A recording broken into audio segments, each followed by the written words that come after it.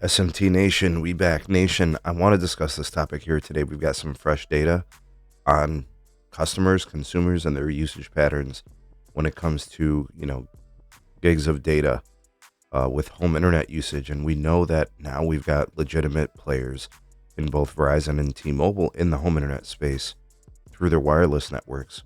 And people are starting to choose those options more and more each quarter. We see growth every single quarter. And the concern is will those networks hold up to the heavy usage of the home internet user? And now we kind of see where things are going. And actually, there's some nuance and detail to it that we should definitely discuss. Let's do that here in today's video. I'll provide a link for the article from Light Reading. I'll put that down in the description for you guys. Ways to support us can be found there as well. And of course, you could just like and share. That helps out the channel as well. Okay, so usage patterns are increasing.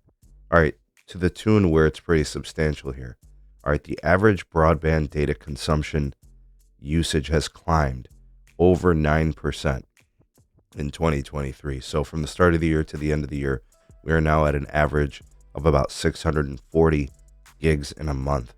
All right, I remember when we last reported that number a couple years ago, that was probably closer to like 500 gigs, right? So you're increasing at a rate of anywhere between 9 to 30% annually. It just depends on the year.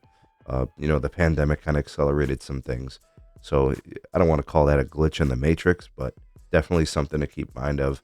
And by the end of 2024, we're anticipating the number to, approach or possibly surpass 700 gigs for the average user. And then if you think about that pace in which the acceleration is occurring, we're probably looking at a 2028 timeframe when we'll actually see the terabyte become the average usage. So the reason why I brought this up is because I think it's worth mentioning. Looking at this data, you guys will track the quarters since 2018. The usage patterns just continue to increase. And this is average total use and then the median total use, right? It just continues to increase. And I think what's most telling about this is when we look at the data and we look at the numbers, are the networks that are, supporting all this usage going to hold up long term? I have no worries about fiber. I have no worries about cable. They'll be just fine. I think the concern is going to be the fixed wireless pieces. Which companies are going to keep up with that demand as these usage patterns increase? The carriers like Verizon and T-Mobile and in a way AT&T getting involved, they have to account for this and they have to build more capacity on their networks. If the usage patterns continue to increase and they're still growing and adding customers, can their networks actually do this? And of course, there's asymmetrical usage. Like the upload is growing at a pace faster than the download, right? For those sides of the network. So that's an underlying factor too. The amount of traffic and where it's coming from. And just from a competitive standpoint, we'll look at this data set here. And this one's a little bit harder to see, so I'll just kind of explain it. And you guys can zoom in if you like. This one's a little harder to understand only because this is about speed tiers, is what customers are taking, what they're using, and what they need. You'll notice that the 1 gigabit per second tier is the fastest growing tier.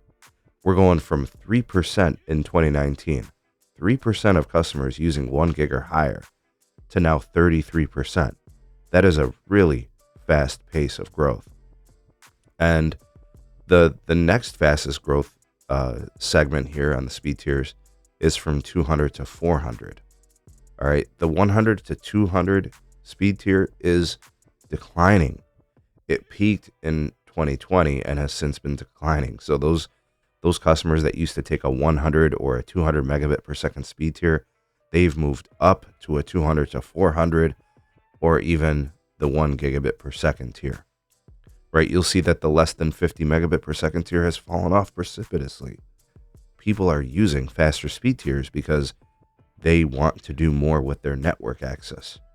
Okay, so all of this to be said, only to say this: how does Verizon and T-Mobile respond to this? You have a growing demand on a consumer basis, right? Customer to customer. And then collectively, does your network hold up to better serve each customer and to better serve a growing base? Well, T-Mobile tells us something like that sounds like this. They tell us, we're not building our network for home internet. We sell fallow capacity. Well, based on this type of data, how much fallow capacity are you going to have by the end of this year, the end of next year? If they don't invest in the network to a way that can actually support the capacity increases and demands, I'm not sure they'll be able to keep up with this type of demand, right? Are they going to be in play to serve these customers that have growing demands? That's where I think there's going to be a little bit of a disconnect.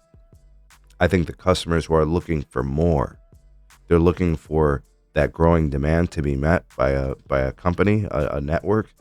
I don't think T-Mobile is going to be able to provide that. So T-Mobile will continue, I think, to maintain their customer count.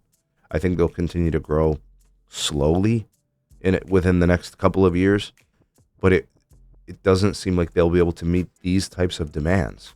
So they're going to have to be very selective about how many customers they can add and support, because if they're selling excess capacity and that excess capacity becomes saturated and used, it's going to deplete and degrade the experience for even their existing base, who has a growing usage pattern on a per customer basis.